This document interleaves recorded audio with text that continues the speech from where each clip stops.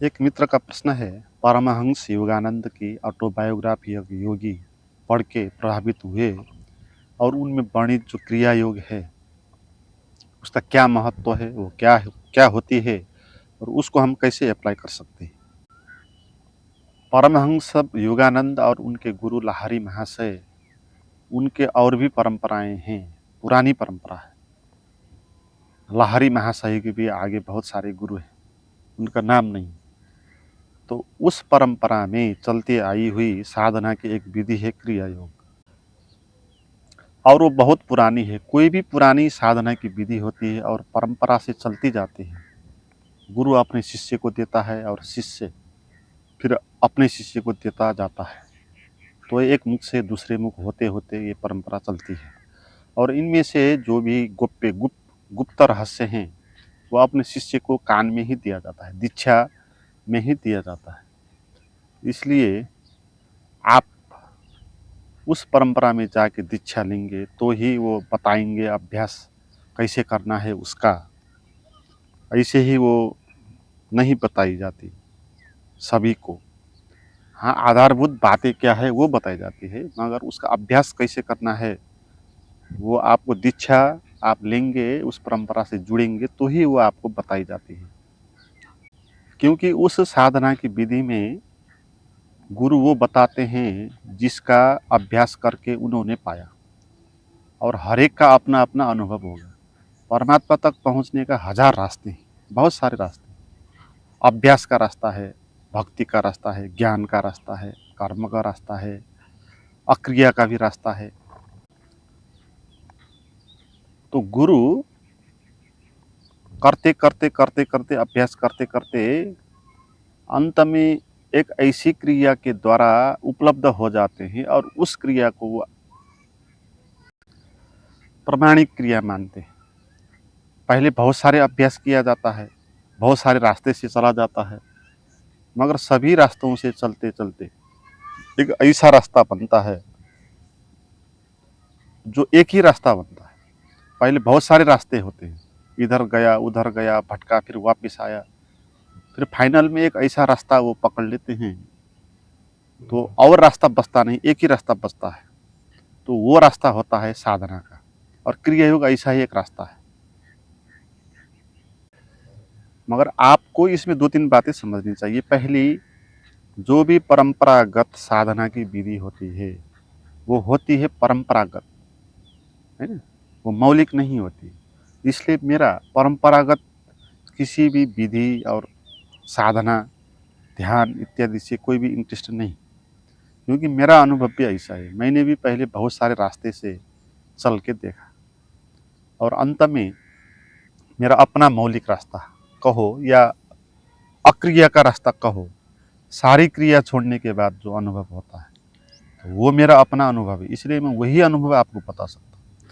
इसलिए जैसे उन परंपराओं में क्रिया योग चला, ऐसे ही अगर मैं अपने शिष्य को कहूँ तो मैं वो कहूँगा जो जिसके द्वारा मैंने पाया, तो वो होगा मौलिक योग, अक्रिया का योग। इसमें कुछ करना नहीं होगा। मगर ऐसे परंपरागत साधना की जो विधि होती है ना, उसमें आपका मौलिक मार्ग नहीं, आपके जो गुरु है वो जो बताएंगे उसी के रास्ते आपको चलना है। इसलिए ये रास्ता पहली बार सभी के लिए नहीं, क्योंकि जिसको जिस मार्ग से ज्ञान का अनुभव हुआ, सभी को वही मार्ग से ज्ञान का अनुभव नहीं होगा। तो इसलिए सभी मार्गों के बारे में जानना आवश्यक नहीं, आपको आपका अपना मौलिक मार्ग चुनना आवश्यक है।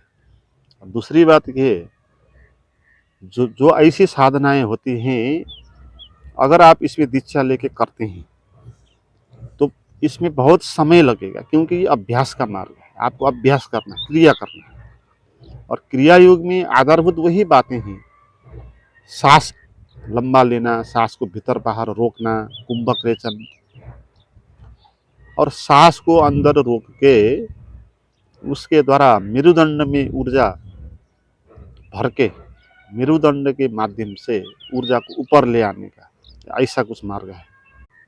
तो इसमें समय बहुत लगेगा आपको। और ये अभ्यास ही होगा। हालांकि कोई भी मार्ग अभ्यास से शुरू होता है, मगर अंतिम में जब ज्ञान होता है तब सभी मार्ग छूट जाते हैं। इसलिए क्रिया योग का मार्ग भी अंतिम में छूट ही जाता है।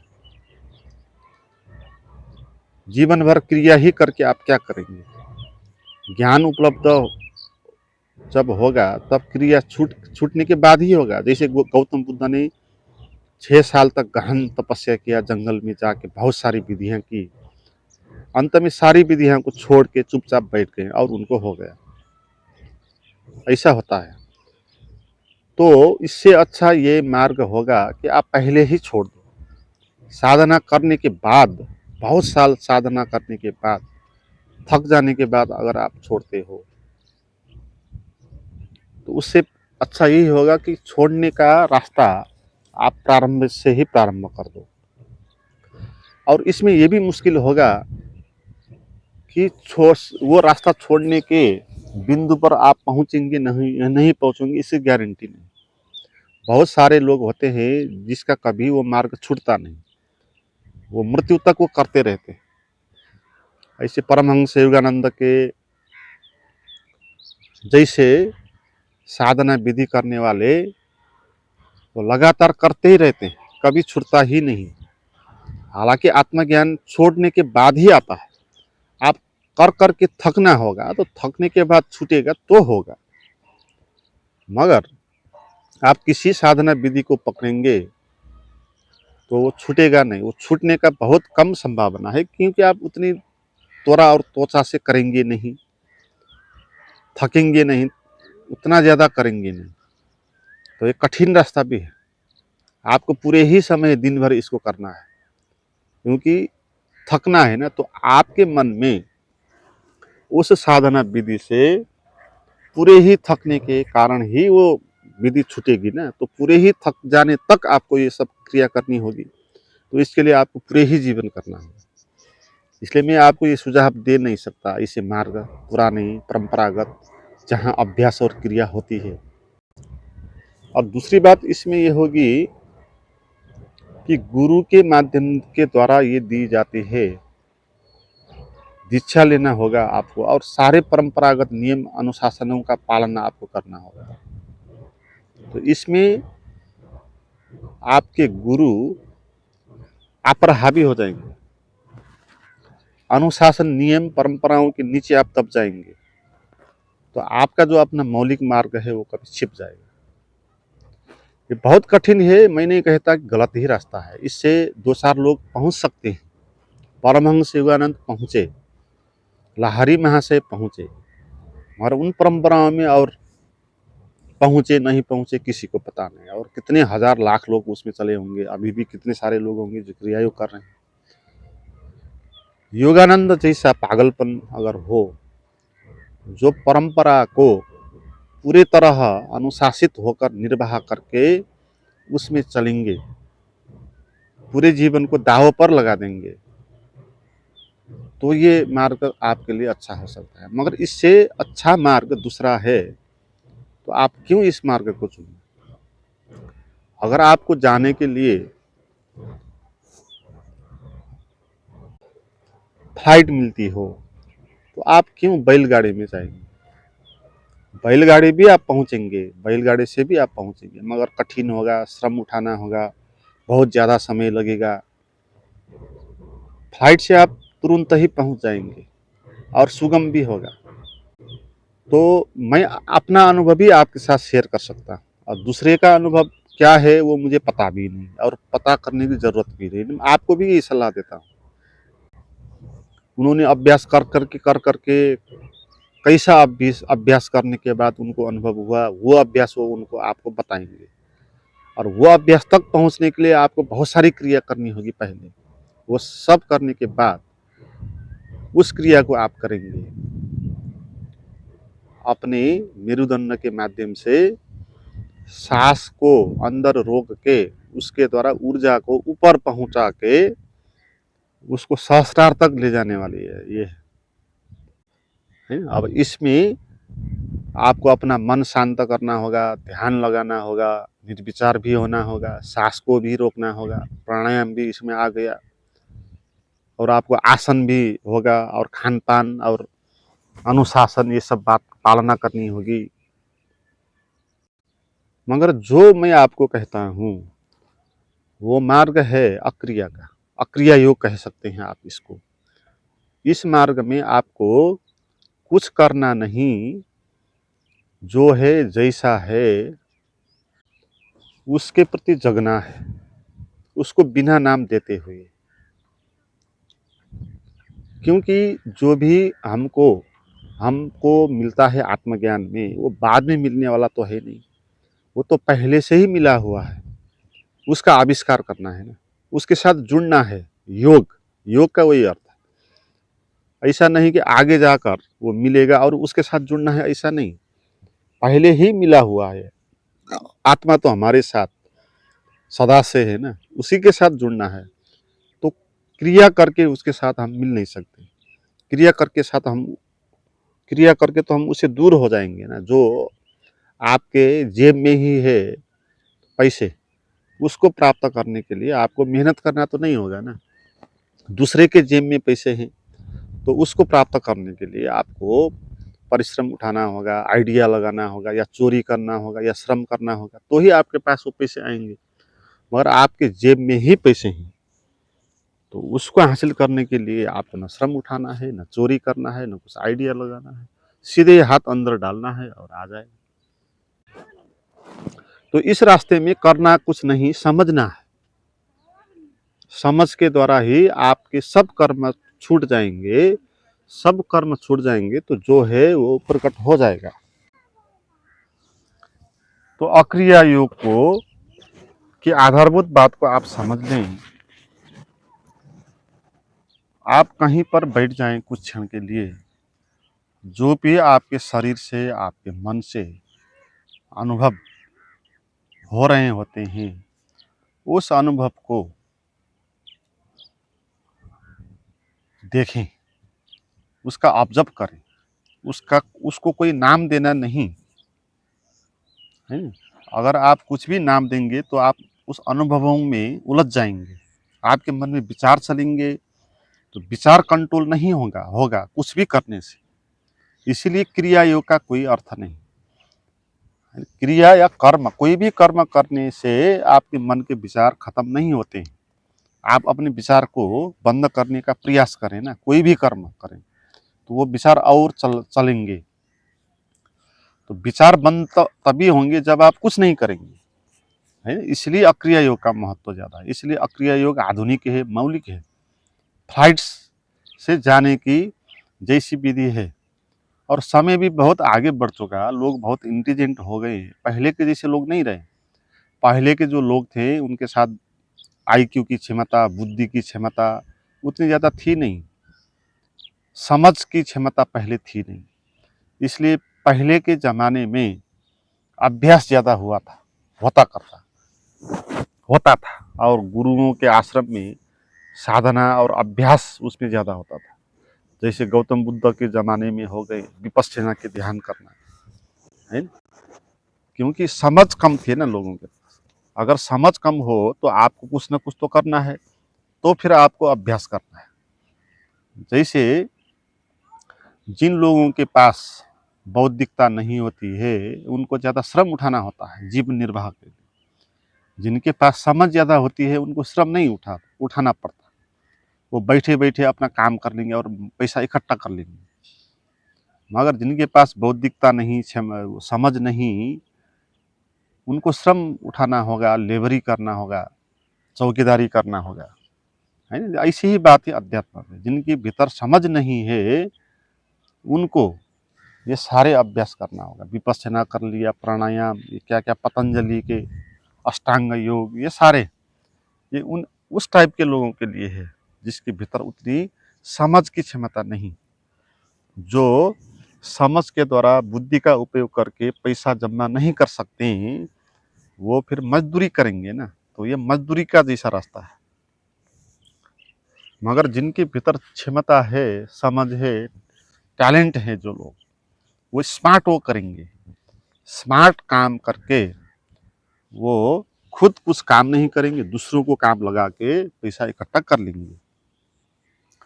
तो अध्यात्म भी यही बात होती है। अगर आपके भीतर समझ की क्षमता है तो फिर आपको कुछ करने की आवश्यकता है ही नहीं, समझ ही काफी है। अगर आप समझ गए कुछ करना नहीं, आपके पास है ही, उसको पाने के लिए पहले से ही मिला है, तो आप चुपचाप बैठ जाएंगे, कुछ करेंगे नहीं। कुछ नहीं करेंगे तो विचार नहीं चलेंगे, है ना। अक्रिया में विचार नहीं सकते, क्योंकि आपको कुछ करना ही नहीं। कुछ करना है आपको तो विचार चलेंगे, है ना। जैसे बाहर भी आपको कुछ करना हो तो उसके बारे में योजना बनानी पड़ती, उसको कैसे प्राप्त करना है उसके बारे में श्रम उठाना होगा, चलना होगा, तो विचार चलेंगे। अगर आपको कुछ करना हो तो, आपको कुछ नहीं करना हो तो आवश्यकता है ही नहीं, क्योंकि विचार कुछ करने के लिए आवश्यक है ना। तो जैसे आपका हाथ पैर है, वो आपको कहीं जाने के लिए आवश्यक है। आपको कहीं जाना नहीं, बैठना है, तो हाथ और पैर को चलाएंगे नहीं, हाथ और पैर को बंद करके आप बैठ जाएंगे। जब आप आराम करते हैं, हाथ पैर को थोड़ी चलाते, चलने के लिए चलाते। ऐसे ही मन के विचार को भी आप नहीं चलाएंगे, क्योंकि कुछ करना ही नहीं, आपको कुछ नहीं करना है, कुछ पाना नहीं, कहीं जाना नहीं, क्योंकि जहां जाना है वहीं पर हम हैं। तो ये समझ आपके भीतर अगर हो तो आप निर्विचार हो जाएंगे ना, आपके भीतर विचार शांत हो जाएंगे। तो विचार शांत हो जाएंगे तो फिर निर्विचार में वो प्रकट हो ही जाएगा जो आपके पास सदा से है ही। ऐसे आपके शरीर में बहुत सारे इमोशन चलेंगे, वृत्तियां उठेगी, काम, क्रोध, लोभ, मोह, भय, ये सारे। तो इनके साथ भी ऐसे व्यवहार करेंगे। ये सारे वृत्ति भी विचार के द्वारा ही पैदा होते हैं, है ना। ये सूक्ष्म विचार होते हैं, पहले विचार चलेगा फिर ये भाव पैदा होंगे। जैसे भय, भय चलने से पहले कुछ विचार उठेगा ना। आपको भय किस चीज का होता है? आपको भय होगा असुरक्षा का, तो पहले असुरक्षा के बारे में विचार चलेंगे। भविष्य के बारे में पहले विचार चलेंगे कि भविष्य में क्या करूंगा, फिर उसके बाद भय आएगा। ऐसे लोभ, आपके पास कुछ है, संपत्ति है, तो विचार आएगा कि कहीं वो लूट तो नहीं ले जाएगा, ये विचार आएगा, फिर उसके पीछे लोभ आएगा। काम वासना भी ऐसा है, पहले विचार आएगा किसी स्त्री का, उसके बाद वासनाएं आएंगी। तो भाव, वृत्तियां जो भी होती हैं शरीर के द्वारा उत्पादित, वो विचार के अनुगामी है ना। मगर आपके भीतर विचार चलेंगे नहीं तो ये सारे वृत्ति भी नहीं चलेगी, सभी बंद हो जाएगा। तो विचार बंद कैसे होते हैं इसको समझना है। तो विचार तभी बंद होंगे जब आप कुछ करेंगे नहीं, जब आप समझेंगे कुछ करना नहीं, कहीं जाना नहीं, कुछ पाना नहीं। जो है वो है, जो नहीं है वो नहीं है। जो नहीं है उसको मैं पाना नहीं चाहता, और जो है उससे मैं भागना नहीं चाहता। पीड़ा है तो पीड़ा से भी भागना नहीं चाहता। और पीड़ा, दुख, कष्ट का जो अनुभव होता है वो इसीलिए होता है कि आप इससे भाग रहे हो, और जो आपके पास नहीं है उसको आप पाना चाहते हो, इसलिए आपके भीतर ये भय, पीड़ा होता है। मगर आप कुछ पाना बंद कर दो, कह दो कि मैं कुछ पाना नहीं चाहता, ना ध्यान पाना चाहता, ना आनंद पाना चाहता, ना आत्मा पाना चाहता, तो आप वर्तमान में आ जाएंगे। चाह आपको भविष्य में ले जाती है ना, चाह नहीं रहेगी तो आप वर्तमान में आ जाएंगे। तो फिर जो भी कष्ट, दुख, तनाव आपके भीतर शरीर से पैदा होंगे, तो उसको आप दुख, कष्ट, तनाव ये कहेंगे नहीं। उसके पीछे जो धारणाएं हैं ना, वो सब विचार ही, उस विचार को भी आप महत्व नहीं देंगे। दुख, दुख नहीं है, दुख एक व्याख्या है। आपके शरीर में कुछ इमोशन होता है तो आप उसका नाम देते हो दुख कहते हो आप। क्यों कहते हो? क्योंकि आपने सुना है लोगों को कहते हुए मैं दुखी हूँ। और दुख किन किन कारणों से होता है? अगर आप एग्जाम में फेल हो गए, आप गरीब हो गए, पैसा आपका खो गया, आप बीमार हो गए, आपका संबंध बिगड़ गया, तो ऐसा अगर होगा तो आपको दुख होना चाहिए, ये आपने सुना है। और आपके पास भी अगर ऐसी समस्या आ जाए तो फिर आपके शरीर में चिंता उठेगी, शरीर में कुछ रिएक्शन होगा, तो आप उसका नाम देंगे दुख। तो नाम देने से फिर ये दुख और ज़्यादा हो जाएगा, चिंता भी और ज़्यादा हो जाएगी। दुख, चिंता, तनाव, कष्ट जो भी हैं वो धारणा और व्याख्या से होता है, वो सारे विचार से ही होता है, वो सारे लोभ से ही होता है, चाह से होता है। आप पाना चाहते हो इसलिए आपको दुख होता है। क्लियर है बात? अगर आप पाना नहीं चाहते, आप कह दो कि मैं कुछ भी पाना नहीं चाहता, कुछ भी आप पाना नहीं चाहते हो तो कुछ करने की आवश्यकता नहीं ना। अगर आप कुछ पाना चाहते हो तो उसको पाने के लिए आपको क्रिया आवश्यक है ना? जो क्रिया योग है उसमें भी यही बात है। आप पाना चाहते हो, क्या पाना? आप आत्मज्ञान पाना चाहते हो, तो इसीलिए आप अब क्या कर रहे हो? क्रिया योग कर रहे हो। जैसे कोई पैसा पाना चाहता है, इसलिए पैसा कमाने का श्रम उठाता है, नौकरी करता है, व्यापार करता है। व्यापार करने का उद्देश्य है पैसा कमाना। ऐसे ही कोई क्रिया योग करता है आत्मज्ञान पाने के लिए, तो एक ही बात हो गई, वो भी लोभ हो गया ना। आप आत्मज्ञान पाना चाहते हो, क्या वो लोभ नहीं है? कुछ भी आप चाहो वो सारे कुछ लोभ हो जाएगा। चाह गलत ही होगा, चाहे आत्मज्ञान की चाह हो, चाहे पैसे की चाह हो, चाहे काम वासना की चाह हो। चाह गलत है। आप किस चीज को पाना चाहते हो उससे कोई संबंध नहीं, चाह उठा के गलत हो ही गया है।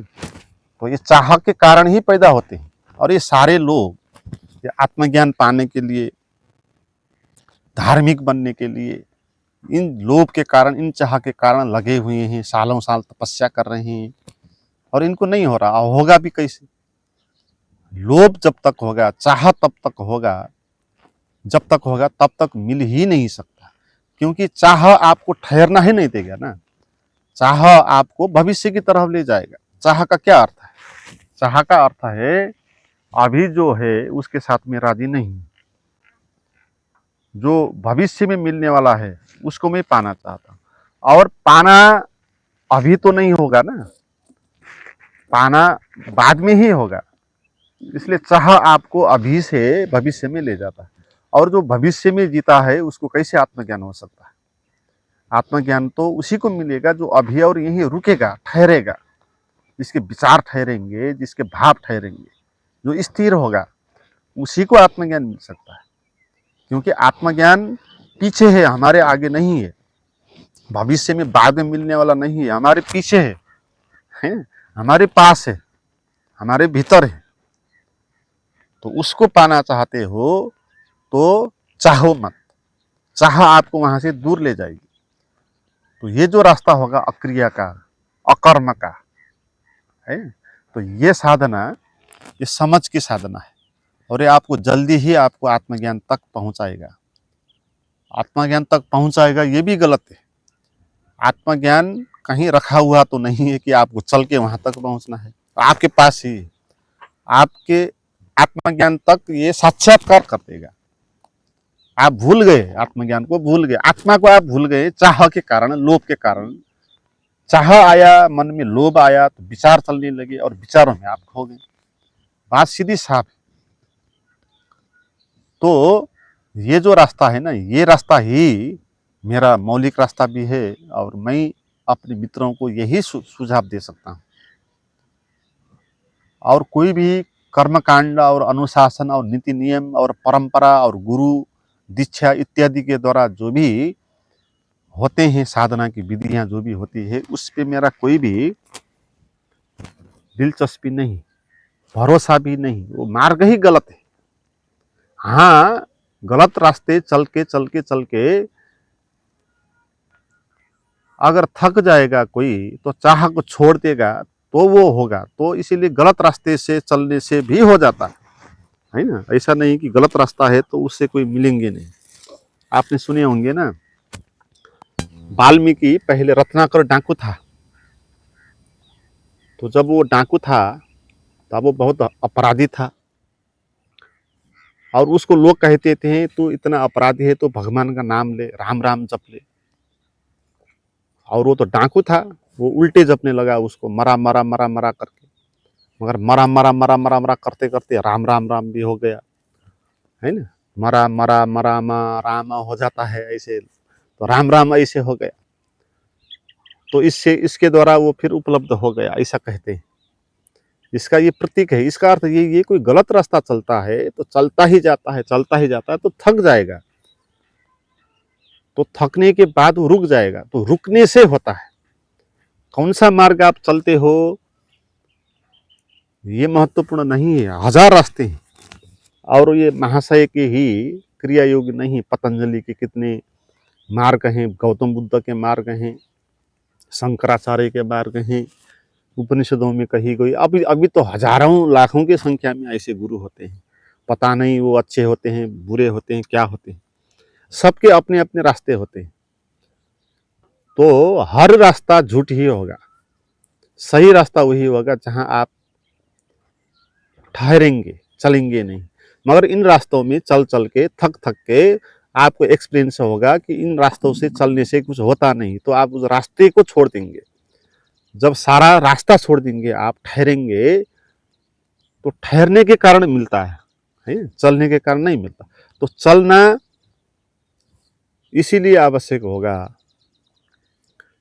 आपको एक्सपीरियंस लाने के लिए, है। झूठ भटकना होगा आपको झूठ रास्तों में, क्योंकि भटकने से आपको एक्सपीरियंस होगा, आपको पता चलेगा इस मार्ग से तो मिलता नहीं, तो आप उसको छोड़ देंगे।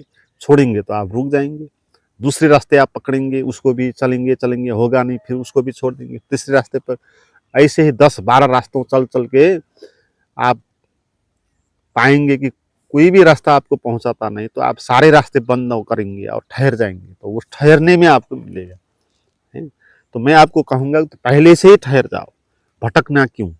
तो ये जो रास्ता है ये समझ का रास्ता है, मौलिक रास्ता पे है। यही रास्ता पे मैं सलाह सुझाव दे सकता हूँ, और यही मेरा भी रास्ता है।